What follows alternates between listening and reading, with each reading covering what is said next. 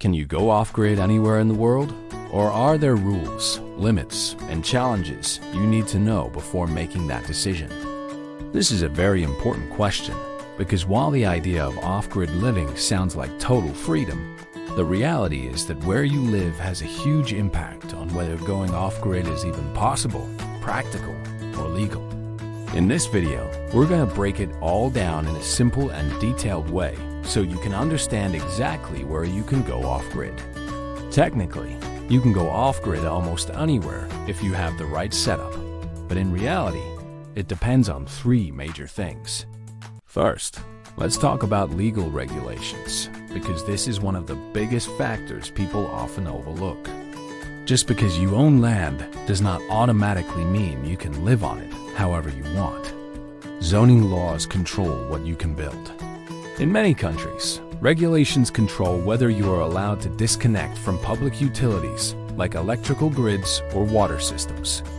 Some areas require homes to be connected to the electrical grid if those services are available nearby. Others require specific permits for solar systems.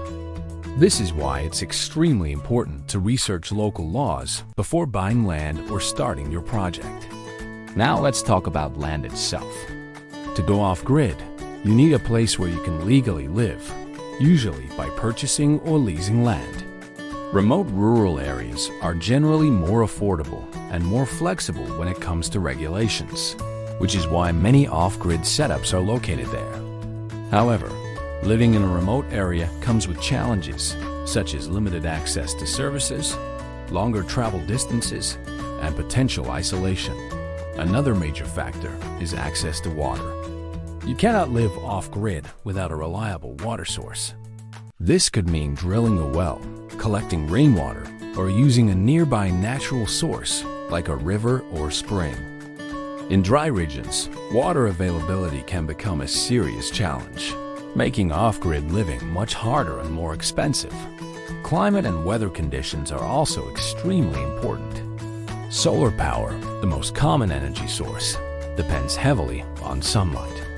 If you live in a cloudy or northern area with long winters and short days, you may need a much larger solar system.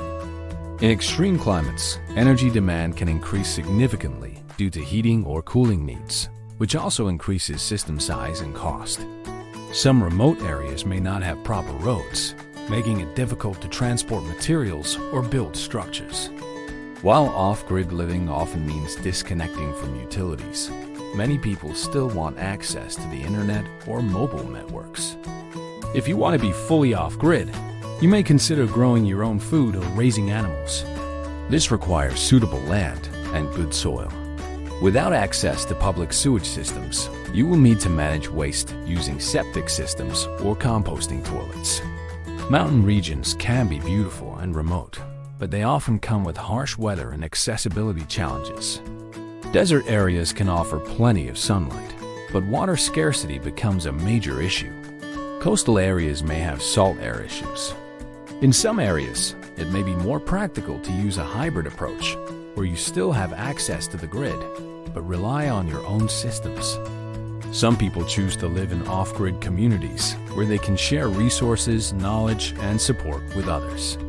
The key factors are local laws, land availability, water access, climate, and your personal needs.